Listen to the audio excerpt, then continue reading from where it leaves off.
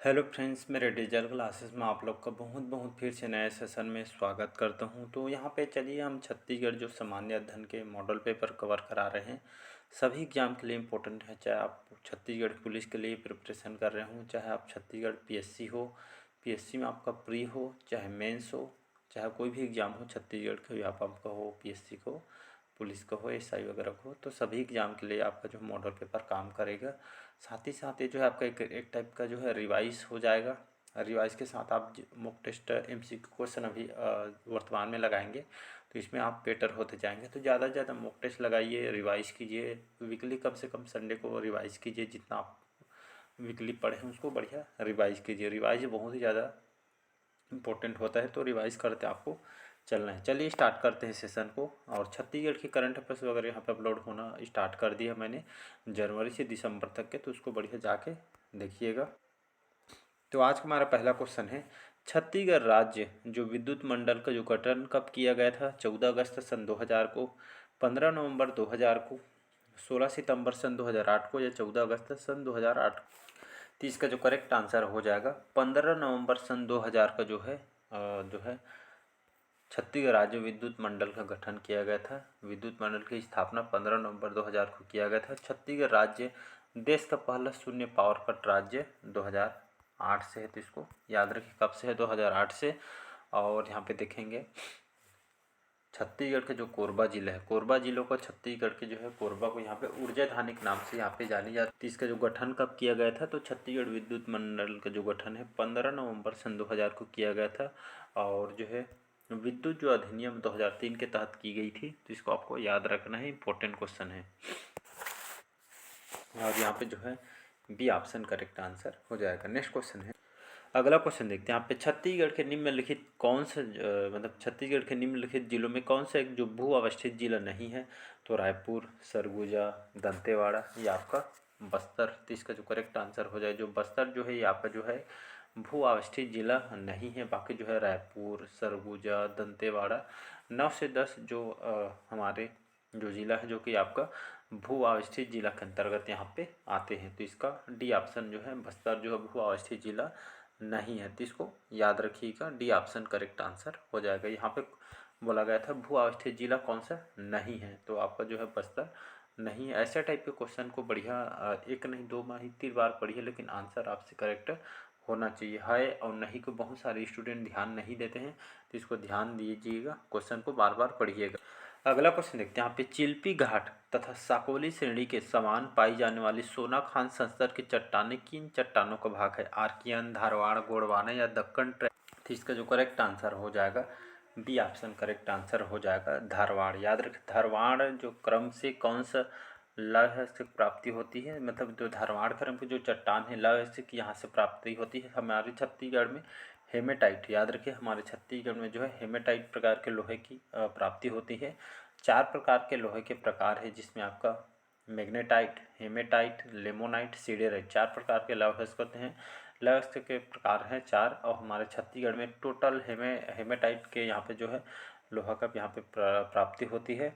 और इसका उत्खनन किसके द्वारा किया जाता है? तो एनएमडीसी, जो एनएमडीसी के द्वारा, राष्ट्रीय खनिज विकास जो निगम है, इसका हेडक्वार्टर कहाँ पे है? दंतेवाड़ा में है। तो इसके द्वारा इस लोहा का खनन यहाँ पे किया जाता है। छत्तीसगढ़ में कहाँ कहाँ जो है लोहा पाया जाता है? तो कवर्धा जाएंगे तो एक लामाचिल में जो चिल्पी घाटी यहाँ पे दिया गया है, ये सभी लौह के लिए इसको जानी जाती है।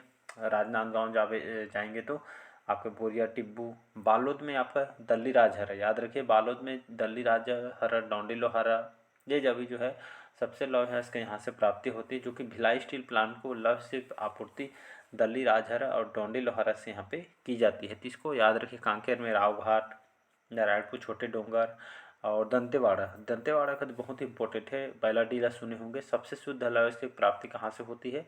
बैलाडीला से होती है। और बैलाडीला भारत का सबसे बड़ा मशीनीकृत खान है, और लौह के निक्षेप से समृद्ध जिला आपका दंतेवाड़ा है। तो इसको याद रखिए। यहाँ से जो है आपको जो विशाखापट्टनम जो बंदरगाह, यहाँ से जापान को लौह इसके यहाँ पे खेप भेजी जाती है, तो इसको याद रखिएगा।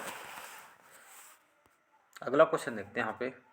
चलिए अगला क्वेश्चन देखते हैं यहाँ पे। निम्नलिखित में से किस वर्ष छत्तीसगढ़ को धान उत्पादन के लिए कृषि कर्मठ पुरस्कार प्रदान किए नहीं किया गया था? यहाँ पे बोला गया है किस कर मतलब धान उत्पादन के लिए कृषि कर्मठ पुरस्कार प्रदान नहीं किया गया था।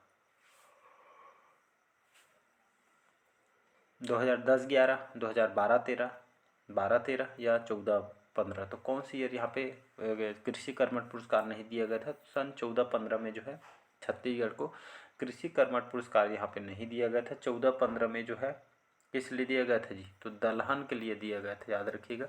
दलहन फसल के लिए जो है छत्तीसगढ़ को ये आपको पुरस्कार दिया गया था। बाकी 10 से 11, 12 से 13, 13 से 14 ये आपका धान के लिए जो है कृषि कर्मठ पुरस्कार यहाँ पे दिया गया है। तो इसको आपको याद रखना है, इम्पोर्टेंट क्वेश्चन यहाँ पे। तो इसका डी ऑप्शन यहाँ पे करेक्ट आंसर हो जाएगा। खास करके धान के उत्पादन के लिए जो है कृषि कर्मठ पुरस्कार यहाँ पे दी गई थी और छत्तीसगढ़ में 2007-8 याद रखिएगा। 2007, 2008, 2007-8 में छत्तीसगढ़ में सार्वजनिक वितरण प्रणाली विभाग द्वारा समर्थन मूल्य पर धान खरीदी की समूची व्यवस्था को कंप्यूटरीकृत कब किया गया था? ये आपको कर दिया गया है। तो 2007-8 में किया गया है। तो ये भी आपके एग्जाम में क्वेश्चन पूछा गया है। हमारे छत्तीसगढ़ में लगभग 80% जनसंख्या कृषि पे आधारित है, तो इसको भी आपको याद रखना है। अगला क्वेश्चन देखते हैं। यहाँ पे एक क्वेश्चन और पूछा जा सकता है, हमारे छत्तीसगढ़ में जो है कृषि अनुसंधान केंद्र कहाँ है जी? तो ये आपका रायपुर में बना हुआ है। चावल अनुसंधान केंद्र कहाँ है? तो रायपुर के जो आपका लाभांडी में बना हुआ है, याद रखिए कि कृषि अनुसंधान केंद्र रायपुर में है। चावल अनुसंधान केंद्र कहाँ है? तो लाभांडी रायपुर में है, तो इसको याद रखिएगा। तो यहाँ से क्वेश्चन आपसे पूछे जा सकते हैं। अगला क्वेश्चन देखते हैं। यहाँ पे अगला क्वेश्चन है, निम्नलिखित किस स्थान पर सुकर प्रजनन प्रक्षेत्र नहीं है? सकोला में, परचनपाल में, सरोरा में या आपका कुनकुरी में? तो इसका जो करेक्ट आंसर हो जाएगा सरकोरा में जो है आपका सुकर प्रजनन प्रक्षेत्र यहाँ पे नहीं है। बाकी सकोला, परचनपाल, कुनकुरी में यहाँ पे सुकर प्रजनन क्षेत्र यहाँ पे बना हुआ है। चलिए अगला क्वेश्चन तरफ बढ़ते हैं। यहाँ पे भिलाई स्टील प्लांट, जिसको हम बीएसपी बोलते हैं, भिलाई स्टील प्लांट किस देश के सहयोग से निर्मित किया गया है? अमेरिका, रूस, हंगरी या आपका कनाडा? तो इसका जो करेक्ट आंसर हो जाएगा रूस, इसका करेक्ट आंसर हो जाएगा। तो भिलाई स्टील प्लांट सभी जो देखे होंगे, भिलाई स्टील प्लांट सुने भी होंगे। तो कौन से देश के सहयोग से बनाया गया है? तो रूस के सहयोग से बना है। इसकी स्थापना कब किया था भिलाई स्टील प्लांट की? तो 1955 की स्थापना किया गया था। और उत्पादन कब से शुरू हुआ था? तो 1959 में जो इसका उत्पादन हुआ था। और यहाँ पे कच्चे माल की आपूर्ति कहाँ से की जाती है? तो लॉयस का आपका रावघाट कांकेर से, कोयला कोरबा से, और पानी वगैरह यहाँ पे धमतरी रविशंकर जलाशय से यहाँ से होते हैं। चूना नंदनी खुंदनी से, दुर्ग से यहाँ से प्राप्त करता है। और यह आपके रूस की सहायता से इसको जो है कौन से द्वितीय पंचवर्षीय योजना में रूस के सहयोग से यहाँ पे द्वितीय पंचवर्षीय योजना में है भिलाई स्टील जो प्लांट है, इसकी स्थापना यहाँ पे किया गया है। और इसीलिए रूस और भारत की मित्रता के जो मैत्री बाग है भिलाई में, इसको बनाया गया है। तो आपको याद रखना है, इम्पोर्टेंट क्वेश्चन है। तो इसका बी ऑप्शन आपको याद रखना है। चलिए अगला क्वेश्चन तरफ बढ़ते हैं। यहाँ पे अगला क्वेश्चन देखते हैं। यहाँ पे सातवाहन नरेशों का जो काष्ठ स्तंभलेख बिलासपुर जिले के किस स्थान से प्राप्त हुआ है? शिवनारायण, किरारी, मल्हार या आपके तो सातवाहन नरेशों का जो काष्ठ जो स्तंभलेख बिलासपुर को कौन से स्थान से प्राप्त हुआ है? तो किरारी से प्राप्त हुआ। इसको याद रखना है आपको, बी ऑप्शन करेक्ट आंसर हो जाएगा। तो सातवाहन जो वंश की बात करूँ तो इनकी राजधानी प्रतिष्ठान महाराष्ट्र इनकी राजधानी थे।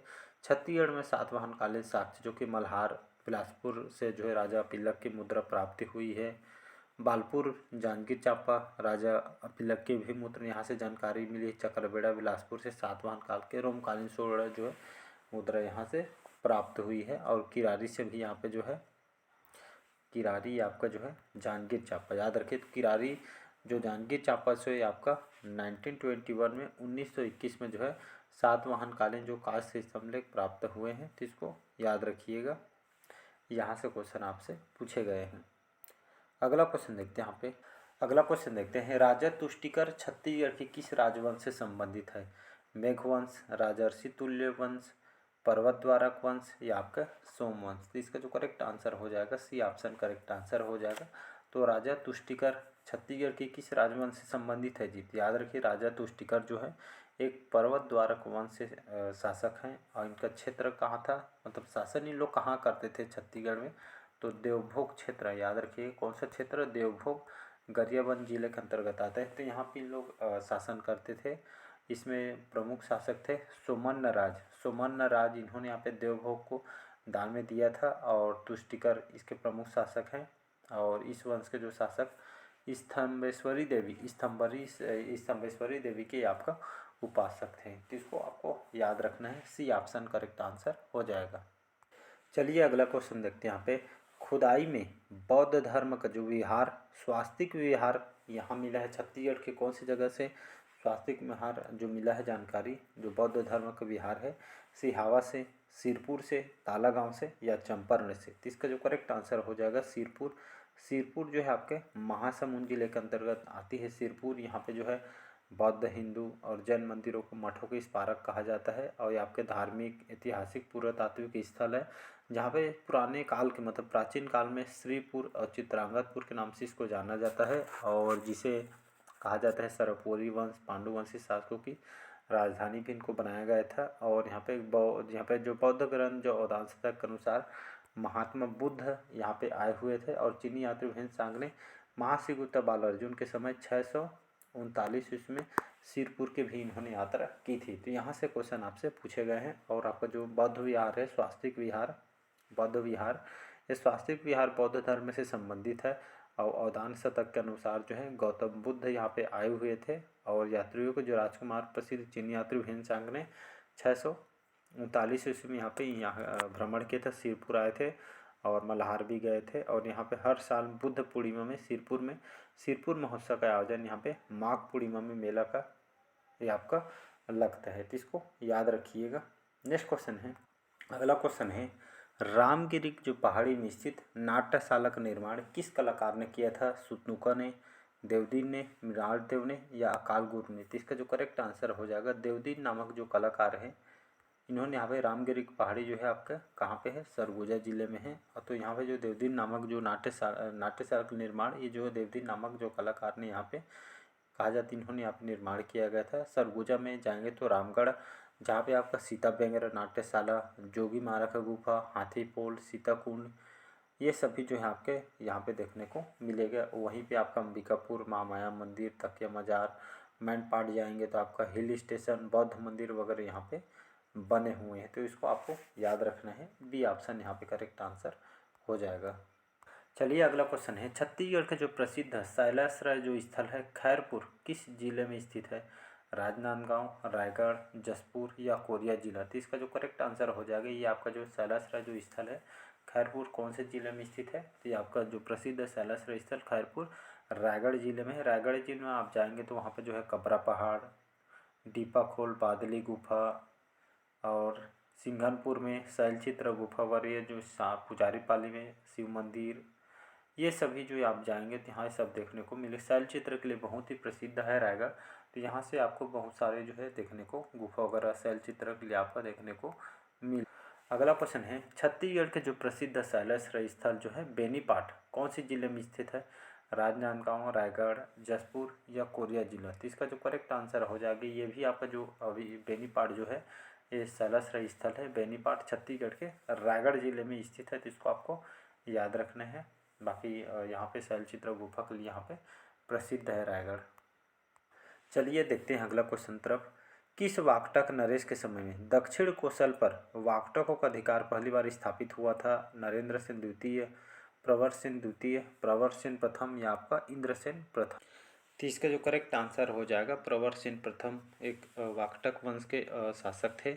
इनके समय में दक्षिण कोसल पर वाकटकों का अधिकार पहली बार स्थापित हुआ था प्रवर सेन प्रथम। प्रवर सेन प्रथम की बात करूँ तो इनके दरबार में जो महाकवि कालिदास आए हुए थे और अपनी यात्रा के दौरान सरगुजा जिले के रायगढ़ जो रामगिरी सरगुजा के पहाड़ी पर इन्होंने यहाँ पे मेघदूत, याद रखें मेघदूत के जो ग्रंथ की रचना इन्होंने की थी, जिसमें जो है सरगुजा जिलों को इन्होंने यहाँ पे स्वर्ग का द्वार इन्होंने कहा था। लेकिन मेघदूत का, याद रखें, मेघदूत का छत्तीसगढ़ी भाषा में मुकुटधर पांडे जी ने इसका अनुवाद किया था। तो यहाँ से क्वेश्चन आपसे पूछे भी गए हैं, तो इसको याद रखिएगा। तो प्रवर सेन प्रथम एक वाक्टक वंश के शासक हैं, तो इसको आपको याद रखना है।